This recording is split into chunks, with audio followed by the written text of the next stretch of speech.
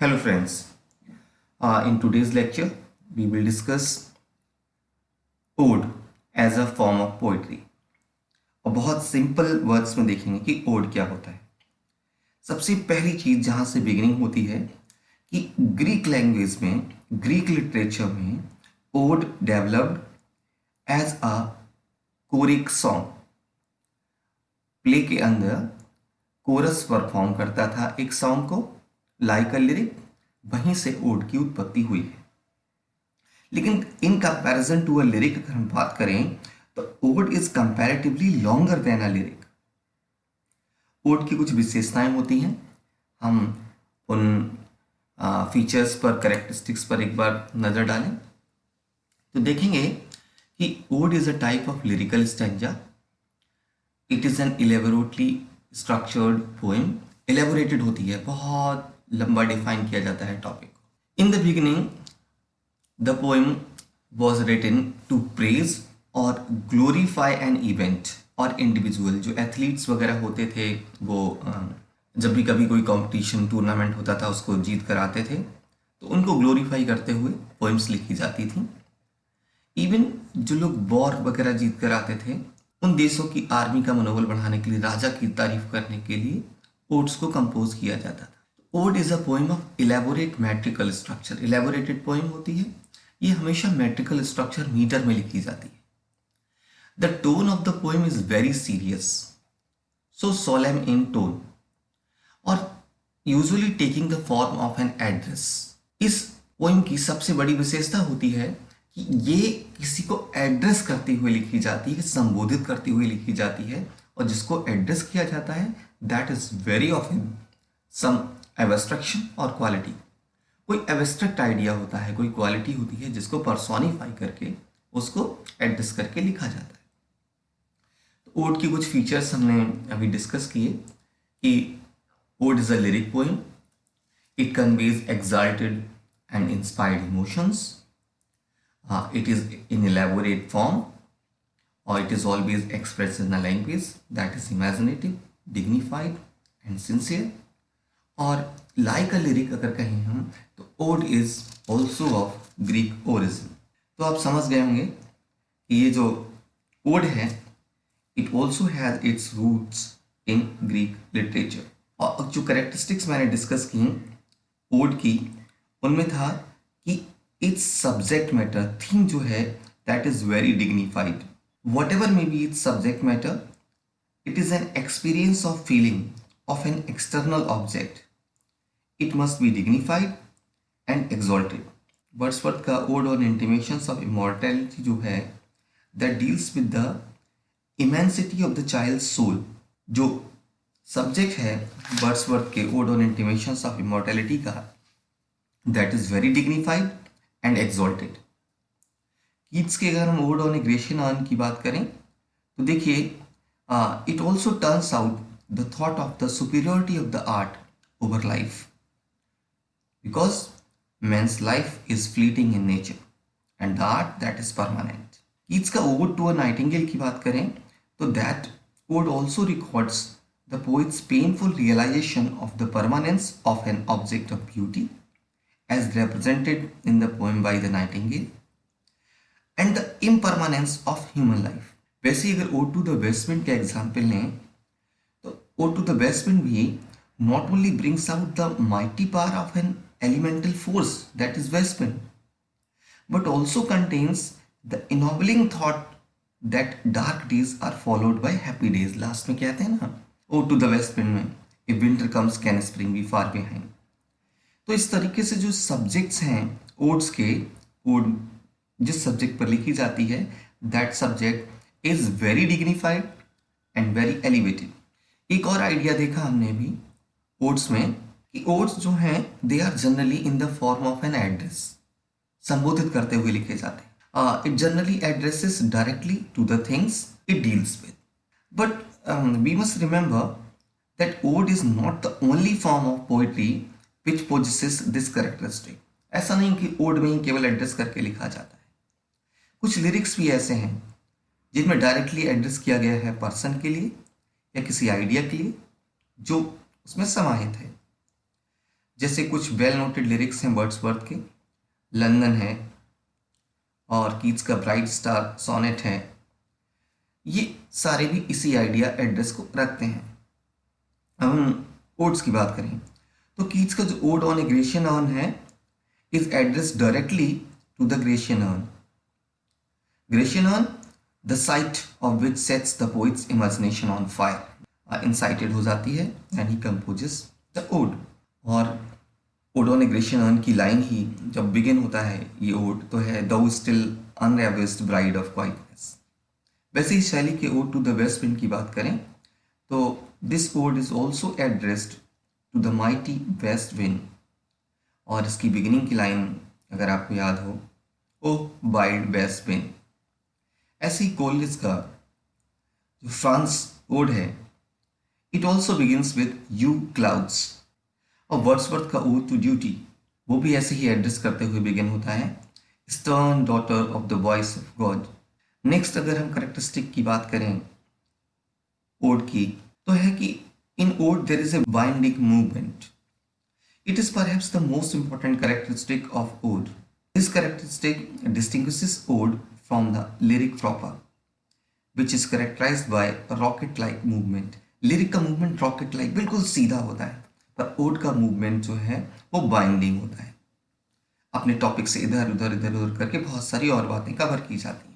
If we see that the lyric is also marked by the concentration of thought. Lyric बहुत concise होता है, उसमें concentration of thought होता है, लेकिन ode is characterised by the diffusion of the same, उसमें diffusion of thoughts रहता है। अगर एग्जाम्पल लें हम ओड टू अ नाइटिंगेल का तो Keats deals in a leisurely fashion with the enchanting effect of the nightingale's song that is brooding in the midway, and he broods over the frailty and morality of men and the immortality of the bird. ऐसे ही next characteristic का को अगर हम discuss करें odd की तो आपने देखा होगा कि ode distinguishes it from the lyric proper.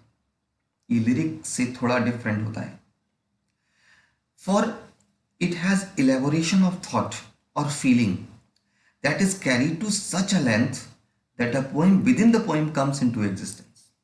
उस थॉट को इतना एलेबोरेट करता है पोइट, इतना एलेबोरेट करता है, ऐसा लगता है एक पोएम के अंदर कई सारी पोएम्स आ गई। अगर ode to the west wind का एग्जाम्पल लें आप तो उसमें कई सारे सेक्शन में पोएम बटी है और हर सेक्शन को इंडिविजुअल पोएम के रूप में देखा जा सकता है। जैसे विलियम वर्ड्सवर्थ का जो ओड है, odd on intimations of immortality, उसकी बात करें तो Wordsworth elaborates his idea of child's glorious birth and divine heritage so much that some independent poems might be said to have been born. Next characteristic की बात करें हम ode की तो in ode there is musical quality. मैंने पहले ही कहा था कि ग्रीक लैंग्वेज में, ग्रीक लिटरेचर में when ode was originated initially it was a choric song, group of singers के द्वारा गाया जाता था। So it has musical quality. In spite of its long and spacious planning, slowly, leisurely movements, its metrical arrangements, there is musical quality in ode. But this is the musical quality of ode that makes it similar to that of lyric, क्योंकि lyric की भी यही विशेषता होती है, that also has musical quality. तो हमने बहुत सारी characteristics जो ode से संबंधित हैं we have discussed. अब हम बात करें kinds of the ode. Ode कितने प्रकार का होता है तो ओड के कुछ काइंड्स हैं, जनरली 4 काइंड्स हैं, Pindaric ode, Horatian ode, regular ode और इरेगुलर ओड। अगर पिंडारिक ओड की बात करें हम तो it is named after a great poet of ancient Greece who wrote it first of all. His name was Pindar. Being an elaborately composed poem, his ode was divided into 3 parts.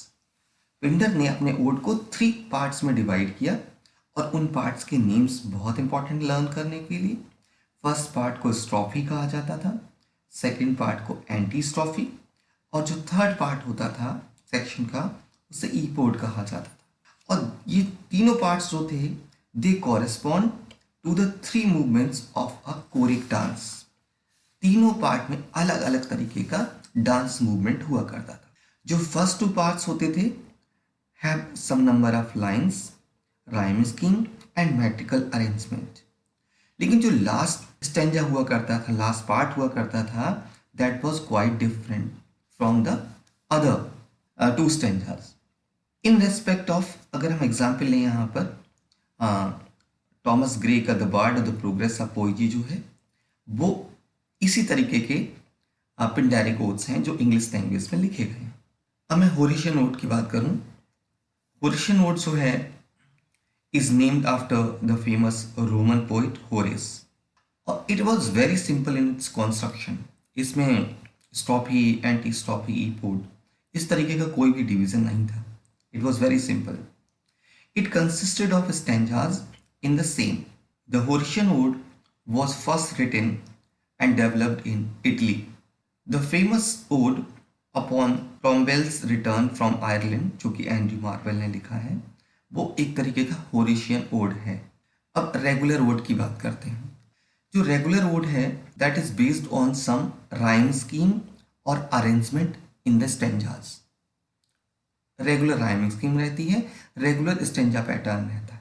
ऐसे ही बहुत सारे examples हैं, जैसे Wordsworth का ode to duty है, Shelley का ode to skylark है, Shelley का ode to the west wind है, जॉन कीट्स के ode to the nightingale, ode on a Grecian urn, ये सारे रेगुलर ओड्स हैं. वैसे ही रोमांटिक एज में रेगुलर ओड्स को ही फॉलो किया गया था. And after the death of Thomas Gray, जो द राइटिंग है पिंडारिक ओड्स की, that came to an end in the second half of the 18th century. उसके बाद there begin to write new kind of odes in which the stanzas have a uniform metrical arrangement which is repeated in the course of the whole poem. इसीलिए सारे regular odds लिखे गए romantic as के दौरान. अब fourth kind of odd पे आते हैं हम लोग, जिसे इरेगुलर ओड कहा जाता है. जो इरेगुलर ओड है that is written in stanzas of irregular length and arrangement. उनके स्टेंजास सेम स्ट्रक्चर को फॉलो नहीं करते हैं, सारे स्टेंजास डिफरेंट डिफरेंट लाइन्स के होते हैं. लेकिन इरेगुलर ओड भी जनरली राइम्ड होता है. Its variations in metre and cadence are never meaningless और आर्बिट्रेरी. मीटर में भी वेरिएशन होता है, जैसे पिंडारिक ओड आइम्बिक पेंटामीटर में लिखा जाता था, फॉलो करते थे. यहाँ पर मीटर में वेरिएशन देखने को मिलता है.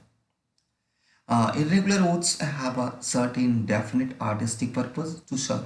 The irregular ode is characterised by the outputs or visible signs of corresponding variations in feeling of thought. हम एग्जाम्पल लेते हैं तो वर्ड्सवर्थ का ode on the intimations of immortality is a masterpiece of this type. Tennyson का ode on the death of the Duke of Wellington एक.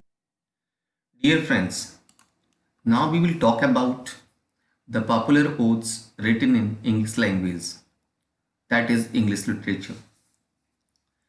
The earliest odes in the English language using the word in its strict form were epithalamian and prothalamian. और ये जो odes हैं epithalamium और prothalamium, they were composed by Edmund Spenser. और Edmund Spenser, you know, he was an Elizabethan poet. Edmund Spenser wrote epithalamian and prothalamium as marriage songs. Epithalamium is an ode written to his bride Elizabeth Boyle on their wedding day in 1594. It was first published in 1595 in London as part of a volume entitled Amoretti. Amoretti, you all know, it was a collection of sonnets, collection of 88 sonnets. Edmund Spenser's Prothalamium, that was also a marriage song. ये भी एक marriage song था. That was composed on the occasion of the twin marriage of the daughters of the Earl of Worcester, Elizabeth Somerset and Catherine Somerset. This ode was published in 1596. Elizabethan age के बाद in 17th century there was a very famous poet Abraham Cowley.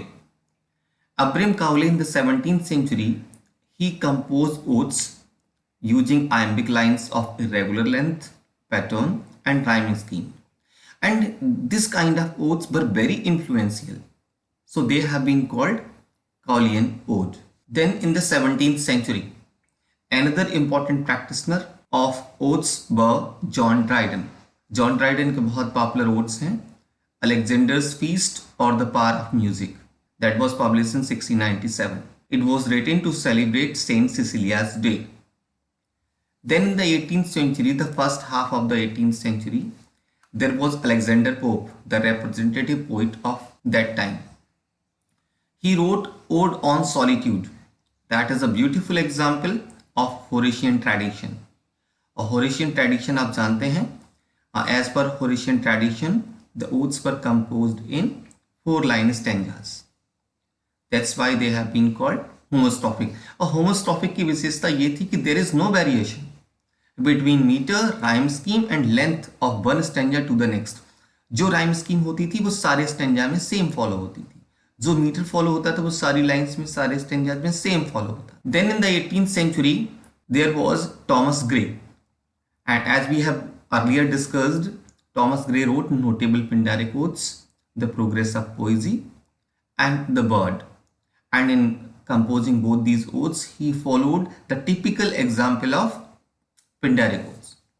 Then comes the Romantic era in 1798. Around 1800, William Wordsworth followed Cowley's example of Pindaric tradition, and he composed a very popular ode, Intimations of Immortality, though we have discussed this earlier also. In the Romantic era, major English authors who contributed to odes, their names are S.T. Coleridge, John Keats, P.B. Shelley. These poets, they wrote odes with regular stanza patterns. Shelley's Ode to the West Wind consists of 5 sections, or you can say 5 cantos, written in terza rima. Each section consists of 4 tercets. Tercet is a stanza of 3 lines, and the rhyming scheme is ABA, BCB, CDC, DED, and the concluding couplet that has the rhyming scheme of EE. And this ode to the West Wind, is composed in iambic pentameter.